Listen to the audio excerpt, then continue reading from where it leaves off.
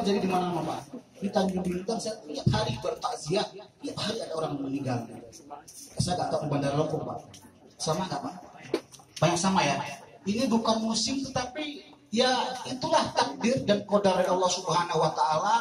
Ini barangkali untuk kita yang masih diberi kesempatan kehidupan, kafabil mauti wa'idun, cukuplah kematian menjadi sebuah nasihat.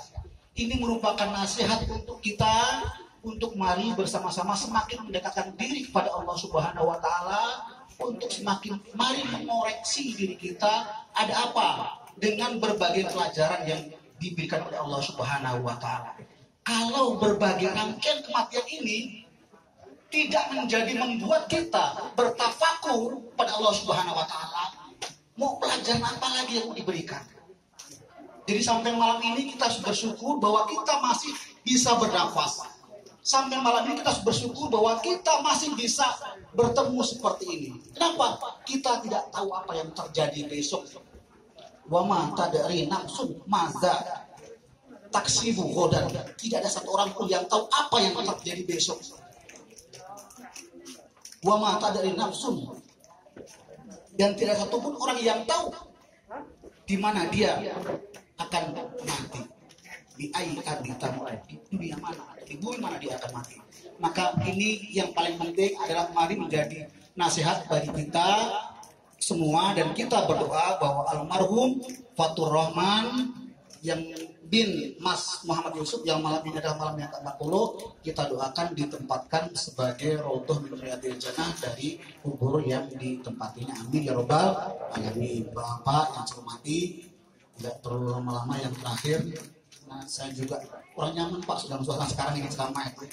Yang terakhir Bapak yang saya hormati, malam ke-40 atau hari ke-40 itu secara jasa dia itu kalau malam ketiga itu atau hari ketiga kan orang meninggal itu lagi membengkak hari jasadnya.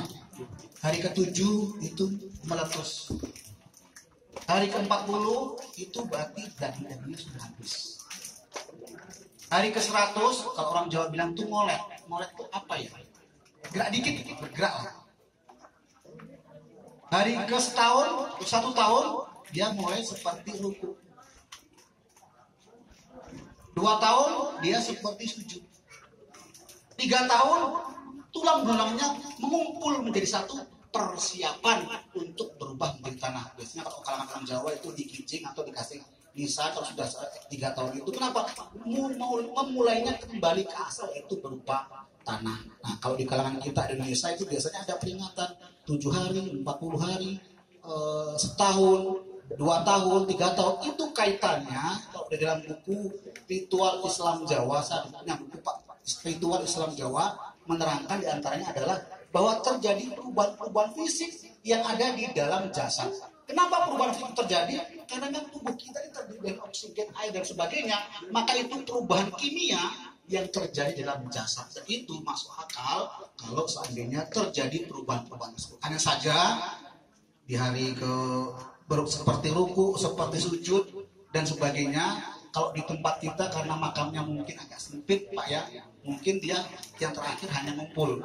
Tapi kalau di makamnya orang Arab Saudi, Bapak Ibu para haji hajah yang pernah berziarah ke kuburnya orang-orang Arab ketika berhaji, kalau makam mereka itu seperti septic tank, jadi nggak ditutup tanah, hanya bangunnya seperti septic tank. Dia bisa cukup untuk berdiri, cukup untuk ruku, cukup untuk sujud juga. Dia hanya ditutup dengan cor-cor di atas yang bisa dibuka. Lebih longgar. Tempat kita mungkin hanya pas untuk badan. Ya mudah-mudahan walaupun berbeda cara pemakamannya, tapi yang pasti bahwa sungguhnya itu hanya jasadnya yang dikubur.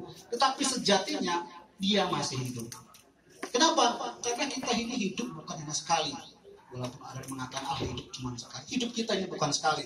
Hidup kita ini sesungguhnya 5 kali. Pertama di alam ruh, kedua di alam rahim, ketiga sekarang ini di dalam dunia.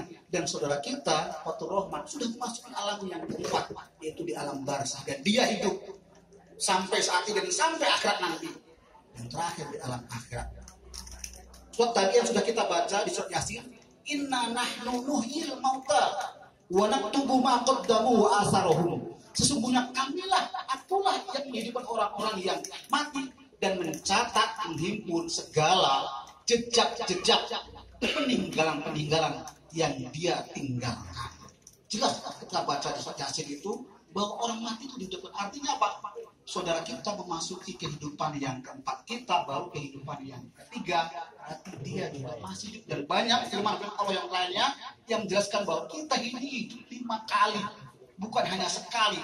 Hanya saja sekarang inilah karena ada jasad yang menjadi penyatu dengan ruh kita, inilah yang akan menentukan apa yang terjadi nanti di alam barzakh, nanti di alam kubur. Bagaimana kejadiannya itu akan ditentukan oleh kita selama masih hidup ini.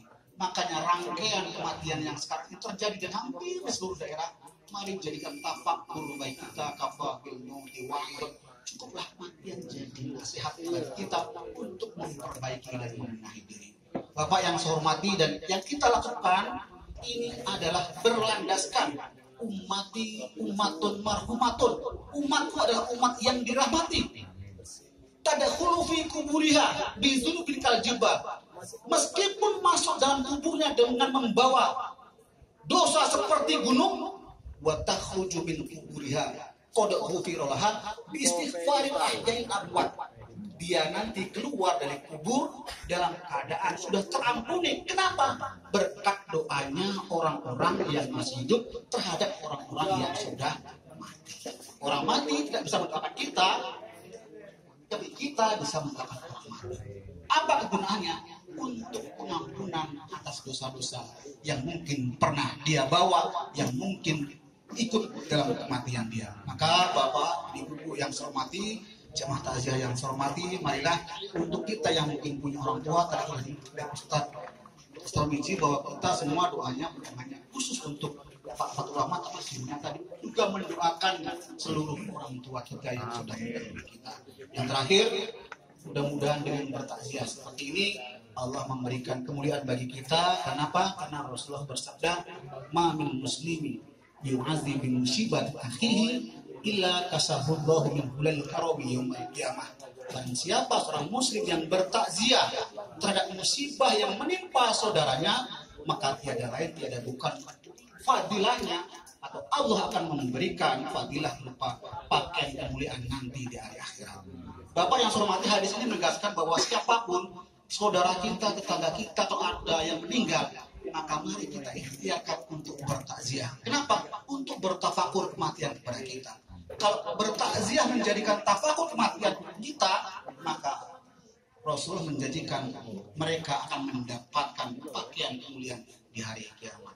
Kenapa mendapatkan janji seperti itu? Karena orang yang bertafakur berarti dia akan mempersiapkan diri apa yang akan terjadi. Mungkin itu saja. Mohon maaf Pak Ustadz, keluarga besar kita semua malam ini memasuki tahun baru 1443 Hijriah. Kita berdoa kehidupan kita dan tahun kita semakin baik. Dengan ada sebuah ungkapan pepatah Arab mengatakan, "Man kana yaumuhu khairan min amsi fa huwa robih." Dan siapa yang hari ini lebih baik dari kemarin, maka dia telah beruntung. "Wa man kana yaumuhu mislu min amsi fa huwa maghbun." Dan siapa yang hari ini sama dengan hari kemarin, maka sesungguhnya dia orang yang merugi.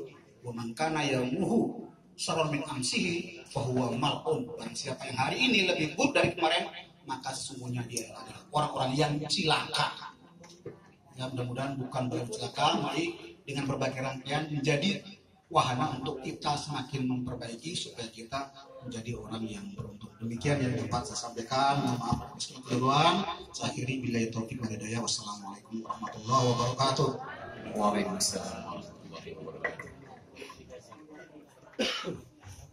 Demikian Bapak Ibu sekalian, tausiah atau ceramah firman rohani yang telah disampaikan Bapak Dwi Irianto. Mari kita petik nilai-nilai positif dari tausiah tersebut dan mendapat pencerahan kita semua tentang bagaimana kematian itu. Baik Bapak Ibu sekalian, dengan itu ceramah tadi maka selesai sudah rangkaian acara ceramah pada malam ini. Marilah kita tutup bersama-sama dengan mengucapkan alhamdulillah. Alhamdulillah. Saya selaku pengantar acara, mohon maaf bila kata. Allah ampun. Billahi taufiq wal hidayah. Wassalamualaikum warahmatullahi wabarakatuh.